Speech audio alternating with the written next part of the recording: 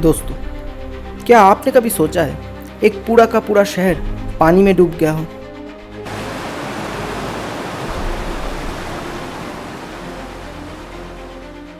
वो भी ऐसा शहर जो साइंस और टेक्नोलॉजी में आज से कई हजारों साल आगे हो। यकीन करना मुश्किल है ना? क्या यह सिर्फ एक कहानी है या सच में एक एडवांस सिविलाइजेशन जो पानी के नीचे छुपी है?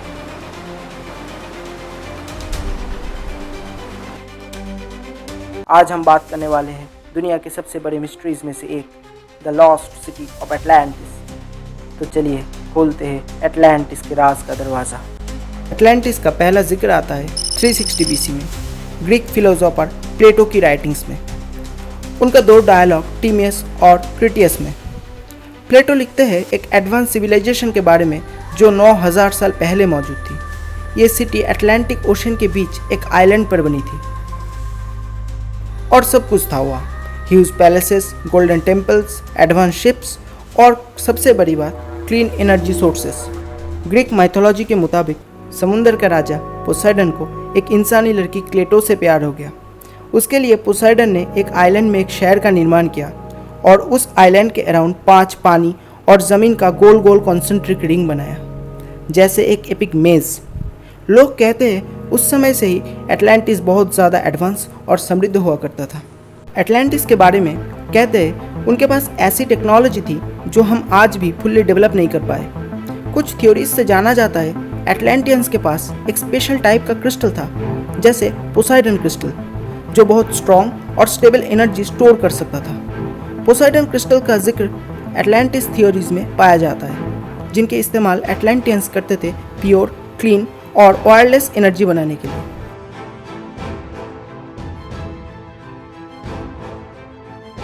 तो कैसे काम करते थे ये क्रिस्टल्स? ये special crystals sunlight, cosmic rays या मैग्नेटिक एनर्जी को एब्जॉर्ब करने की एबिलिटी रखते थे। सोचो जैसे आज हम सोलर पैनल्स यूज़ करते हैं सनलाइट से एनर्जी बनाने के लिए, वैसे ये क्रिस्टल्स नेचुरली इन्वायरमेंट से एनर्जी खींच लेते थे। इन क्रिस्टल्स में इतनी कैपेसिटी होती थी कि ये बहुत ज़्यादा एनर्जी स्टोर कर सकते थे बिना किसी केमिकल रिएक्शंस के। ये एनर्जी हाईली स्टेबल होती थी, यानी कोई ब्लास्ट या लीकेज का चिंता या डर नहीं था। आज के ज़माने में हम भी क्वार्ट्ज क्रिस्टल्स का यूज़ करते हैं वॉचेस, रेडियो और इलेक्ट्रॉनिक्स में, क्योंकि उनमें नेचुरल वाइब्रेशन होती है।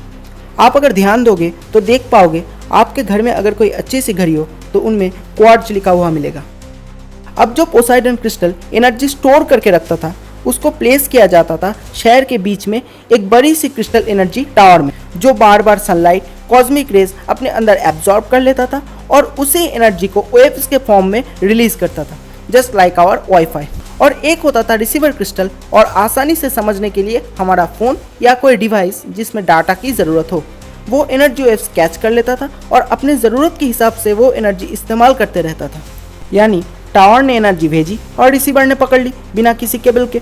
कोई स्पार्क नहीं, कोई पॉल्यूशन नहीं, सिर्फ एक इनविजिबल एनर्जी वेव जिसमें पूरा एटलांटिस रैप्ड था।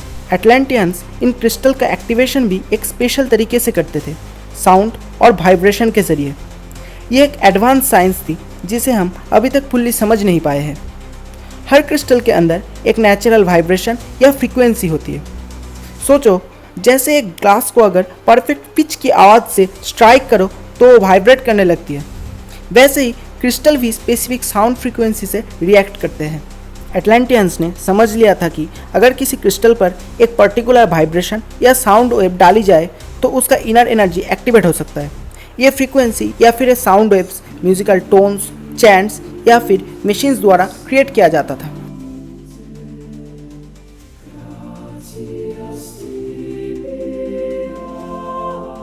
जब क्रिस्टल्स एक्टिवेट होता था तब वो एनर्जी इमिट करता था, लेकिन बिना एक्सप्लोशन के। ये एनर्जी स्टेबल होती थी और एटलांटियंस उससे मशीन्स, लाइट्स और फ्लाइंग क्राफ्ट्स को पावर देने के लिए यूज़ करते थे।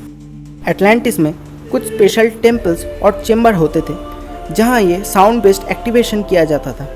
वहाँ का एनवायरनमेंट इस तरह डिज़ाइन किया गया था कि साउंड परफेक्टली एको करे और प्योर वाइब्रेशन जनरेट हो। एटलांटिस के लोग बहुत ही एडवांस और इंटेलिजेंट थे।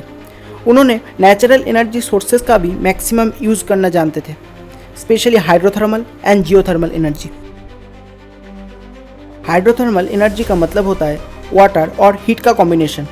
एटलांटियंस ने यह समझा कि ओशन के डीप पार्ट्स में से जो गर्म पानी निकलता है उससे पावर जनरेट किया जा सकता है। उन्होंने इसीलिए पाइपलाइंस और एनर्जी चेम्बर्स बनाए थे जहाँ से ये हॉट वाटर स्ट्रीम लेके टरबाइंस घुमाते थे, बिल्कुल जैसे modern day hydrothermal power plants. इससे उनकी सिटी को इलेक्ट्रिसिटी मिलती थी और उनके मशीन्स भी चलते थे। एटलांटियंस अर्थ के नेचुरल हीट का भी यूज़ करते थे, जिसे हम जियोथर्मल एनर्जी कहते हैं। ज़मीन के नीचे से आने वाली हीट और लावा का यूज़ वो लोग करते थे हीटिंग सिस्टम्स, एनर्जी प्रोडक्शन और डिफेंस मैकेनिज्म के लिए। वो लोग क्रिस्टल्स का यूज़ करके इस जियोथर्मल एनर्जी को एब्जॉर्ब करके एक प्योर स्टेबल एनर्जी में कन्वर्ट करते थे और इस एनर्जी से उनका पूरा सिटी ग्लो करता था, सब कुछ चलता था बिना किसी पॉल्यूशन के। अब बात करते हैं उनके फ्लाइंग ऑब्जेक्ट्स की। एटलांटियंस के पास एंटी ग्रेविटी और लेविटेशन टेक्निक थी, जो लेविटेशन टेक्निक आज चाइना के शंघाई मैगलेव ट्रेन, मैगलेव का मतलब मैग्नेटिक लेविटेशन, जो लगभग 430 किलोमीटर पर आवर तक स्पीड पकड़ सकती है, या फिर जापान के L0 सीरीज़ मैगलेव ट्रेन जो फ्यूचर में 600 किलोमीटर पर आवर तक जाने वाली है। ये ट्रेन्स ट्रेडिशनल व्हील्स का इस्तेमाल नहीं करती, इंस्टेड मैग्नेट्स के ज़रिए हवा में ही फ्लोट करते हैं और इसी मैग्नेटिक फील्ड के ज़रिए मूव करते हैं। अब फिर से वापस आते हैं एटलांटिस में। यहाँ पर मैग्नेटिक लेविटेशन टेक्निक बहुत ही एडवांस लेवल पर यूज़ किया जाता था। ये इस टेक्निक की मदद से कुछ लेवियंस लाइक डिफेंस क्राफ्ट भी बनाए थे, जो आज का एरोप्लेन के जैसे ही था, लेकिन बिना इंजन, बिना साउंड और बहुत ज़्यादा स्मूथ। ये बड़े और बहुत पावरफुल थे, जिनकी मदद से ये सिटी को आउटसाइडर से प्रोटेक्ट करते थे, जिससे व्हीकल्स ग्राउंड से ऊपर उठ जाते थे बिना किसी फ्यूल के। इन क्रिस्टल्स की एक और ख़ास बात थी कि ये छोटी सी पावर सोर्स को भी एम्प्लीफाई कर सकते थे, मतलब बड़ा बना सकते थे। इसी वजह से उनका पूरा सिस्टम नेचुरल रिसोर्सेज पे चलता था। एटलांटिस में सर्कुलर सिटी लेआउट था, एकदम planned infrastructure, clean water systems और ट्रांसपोर्टेशन कैनल्स। ये सब 9000 साल पहले। इतना एडवांस होना कैसे पॉसिबल था? अब बात थोड़ी मिस्टीरियस हो जाती है। बहुत सारे एंशिएंट एस्ट्रोनॉट थ्योरिस्ट कहते हैं कि एटलांटिस की advance technology actually extra terrestrial origin की थी, मतलब एलियंस ने दी थी। कुछ रिसर्चर्स बिलीव करते हैं कि एटलांटिस के लोग एलियन बीइंग्स से कांटेक्ट में थे, या शायद एटलांटिस के लोग खुद एलियंस के वंशज थे। और अगर आप ध्यान से देखें तो एटलांटिस के स्ट्रक्चर के डिस्क्रिप्शंस जैसे energy crystals, anti gravity ships, mastery इन साउंड एनर्जी, ये सब बहुत रिजेंबल करते हैं मॉडर्न साईफाई एलियन टेक को।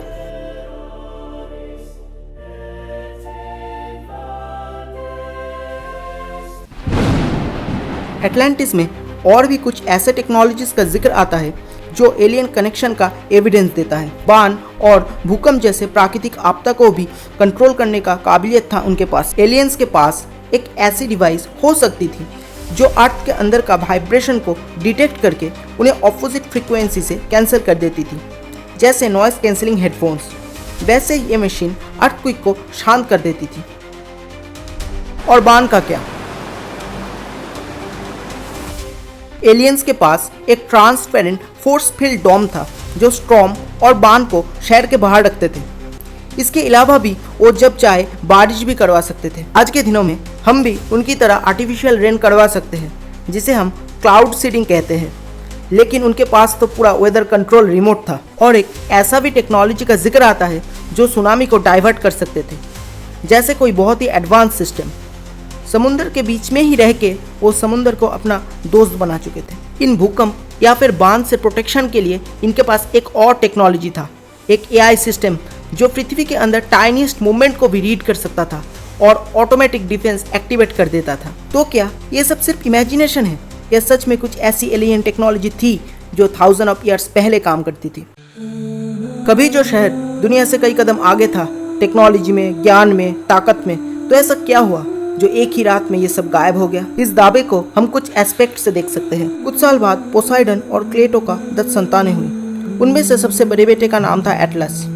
शुरू में एटलस और एटलांटिस के लोग बहुत ही ऑनेस्ट, स्पिरिचुअल और पीसफुल थे, लेकिन समय के साथ साथ उनमें लालच, अहंकार और ताकत का नशा आने लगा। उन्होंने अपना डिवाइन नेचर को खो दिया और दुनिया को जीतने के लिए योजना करने लगे। गॉड्स का किंग ज्यूस ने जब ये सब देखा, तब उन्होंने बाकी गॉड्स को बुलाया और डिसाइड किया एटलांटिस को डिस्ट्रॉय कर दिया जाए। एक रात एटलांटिस के आसपास की धरती कांप उठी आसमान में बिजली चमकने लगी, समुद्र के लहरों ने शहर को 3 बार घेरा और फिर एक ही रात में पूरा एटलांटिस समुद्र के नीचे डूब गया। अगर हम प्लेटो की कहानी को मिथ ना माने बल्कि एक साइंटिफिक नजरिए से देखें तो लॉजिकल और नेचुरल एक्सप्लेनेशंस हो सकते हैं जिनके थ्रू एटलांटिस जैसे एक सिविलाइजेशन एक ही रात में वैनिश हो सकते हैं। एटलांटिस अगर कोई टेक्टोनिक प्लेट के फॉल्ट लाइन के पास था तो एक मैसिव अंडर वाटर अर्थक्वेक उस रीजन में सुनामी क्रिएट कर सकता था और सुनामी ने शायद उनके पूरे आइलैंड को डुबा दिया हो। एंशिएंट सिविलाइजेशन सुनामी के कॉन्सेप्ट को नहीं समझ पाए होंगे, इसीलिए उनके लिए वो डिवाइन पनिशमेंट लगता था। ये भी हो सकता है एटलांटिस का डिस्ट्रक्शन ग्रेजुअल हो, लेकिन लोगों ने उसे एक रात का ड्रामेटिक ट्विस्ट दे दिया हो कहानी में थ्रिल बनाने के लिए। यहाँ आता है फिर एक और ट्विस्ट। कुछ थ्योरीज से ये पता चलता है कि एटलांटिस एक प्लैनेटरी ग्रिड के एक पावरफुल नोड पर बना था, जैसे इजिप्ट का पिरामिड्स या फिर पेरू का माचू पिचू। इन प्लैनेटरी ग्रिड्स के लाइन को हम ले लाइन्स या फिर ड्रैगन लाइन्स भी कहते हैं। ये ले लाइन्स सिर्फ नेचर का कोइंसिडेंट है या एक एंशिएंट एलियन टेक्नोलॉजी का पार्ट जिसे हम अभी तक समझ नहीं पाए। ये एक ऐसा इनविजिबल पावर नेटवर्क है जो पूरा अर्थ के सरफेस पर फैला हुआ है, जैसे एक नेचुरल पावर वेव। ये लाइंस पूरे ग्लोब पर एक जियोमेट्रिकल पैटर्न्स में बनती है, जैसे ट्रायंगल्स, हेक्सागॉन्स और सर्कल्स। ये पॉइंट्स वो जगह है जहाँ नेचुरल मैग्नेटिक एनर्जी सबसे ज्यादा होती है। काफी प्राचीन सिविलाइजेशन के लोगों ने इनको सेक्रेट स्पॉट्स भी कहते थे। एलियंस ने शायद इस ग्रिड को यूज करके मैग्नेटिक और टेक्टोनिक एनर्जी को बैलेंस किया, जिससे इनकी जमीन हिलती नहीं थी। उनकी मदद से ये सुनामी को भी रोक पाते थे और टेलीपोर्टेशन एंड वेदर कंट्रोल करने के काम में भी ये आता था। जिन्होंने समुद्र की लहरों को रोक दिया, जिन्होंने जमीन के कंपन को शांत कर दिया, जिनके पास नेचर से भी लड़ने का ताकत था, वो एटलांटिस आखिर एक रात में कैसे डूब गया? ना एनर्जी ग्रिड बचा पाए, ना उनकी एलियन टेक्नोलॉजी। तो क्या हुआ उस रात जो उनकी ताकत से भी बड़ा था? कैसे एक ही सुनामी ने एटलांटिस को रातों रात डुबा दिया? अब बात थोड़ी और गहरी हो जाती है। कुछ थ्योरिस्ट का मानना है कि एटलांटिस एक एलियन बेस था। एंशिएंट एस्ट्रोनॉट थ्योरिस्ट कहते हैं उन्होंने ह्यूमन सिविलाइजेशन को अपलिफ्ट किया और जब उनके टेक्नोलॉजी का मिसयूज हुआ उन्होंने ही एटलांटिस को डिस्ट्रॉय कर दिया। ये थ्योरी एटलांटिस को सिर्फ एक सिटी नहीं बल्कि एक इंटरप्लैनेटरी बेस बताती है। पर एक थ्योरी ये भी कहती है कि ये एक मिशन था अर्थ सिविलाइजेशन को जंप स्टार्ट करवाने का, और जब उनका मिशन कंप्लीट हो गया एलियंस या एटलांटिस के लोग अपने एयरक्राफ्ट में वापस स्पेस में चले गए अपने मदर प्लेनेट पर। और शायद आज भी वो हमें देखते हैं। एटलांटिस एक मिथ थी या कोई छुपी हुई सच्चाई? सदियों बाद भी इस राज पर पूरी दुनिया का विवाद अब तक नहीं रुका, पर आज भी दुनिया के कुछ हिस्से पे इसका मौजूदगी का निशान मिलते हैं। सबसे एक्सेप्टेड और पॉपुलर थ्योरी ये कहते हैं कि एटलांटिस एक्चुअली एंटार्क्टिका में था जब वो वार्मर रीजन हुआ करता था। अब सवाल उठते हैं कि एंटार्क्टिका वार्मर रीजन कैसे था? ये तो हमेशा से ही एक आइसी कॉन्टिनेंट है, पर नहीं, ये एक नेचुरल जियोग्राफिकल फेनोमेनन है जिसमें समय के साथ साथ अर्थ का आउटर लेयर, जिसे हम अर्थ क्रस्ट भी कहते हैं, थोड़ा थोड़ा शिफ्ट करते रहता है, पर पोल अपनी जगह पर कांस्टेंट रहते हैं और धरती अपने पोल के अबाउट घूमती रहती है। इसी प्रोसेस को हम पोलर वॉन्डर भी कहते हैं। एनिमेशन की मदद से इसको हम आसानी से समझ सकते हैं। ये कोई ओवरनाइट चेंज नहीं होता, ये हजारों या लाखों सालों में होता है। इसका मतलब है कोई जगह जो पहले नॉर्थ पोल के पास थी वो आज शायद साउथ में चली गई हो, और जो जगह साउथ में थी वो शायद नॉर्थ में चली गई हो। इसी इफेक्ट की वजह से एटलांटिस का मल्टीपल लोकेशन पे मिलने का दावा खड़ा होता है। जैसे ग्रीस का सेंटोरिनी वोल्केनिक इरप्शन ने पूरा आइलैंड उड़ा दिया। कुछ एक्सपर्ट्स कहते हैं यही एटलांटिस था। बहामास का बिमिनी रोड, यहाँ कुछ अंडर वाटर पाथ मिला जिसे लोग एटलांटिस का पार्ट मानते हैं। सहारा डेजर्ट का रिचर्ड स्ट्रक्चर, अफ्रीकन डेजर्ट में एक सर्कुलर नेचुरल फॉर्मेशन मिला जिसका स्ट्रक्चर एग्जैक्टली एटलांटिस के जैसे ही है, पर कुछ साइंटिस्ट मानते हैं कि ये सिर्फ एक नेचुरल फॉर्मेशन है। यही थी एटलांटिस की कहानी, एक खोई हुई दुनिया जहाँ मैजिक और साइंस साथ में चलते थे। लेकिन एक बात हमेशा याद रखना, जहाँ कहानियाँ खत्म होती है एटलांटिस वहीं से शुरू होती है। तो फिर मिलते हैं अगले किसी मिस्ट्री फील्ड एपिसोड में, तब तक के लिए कीप एक्सप्लोरिंग।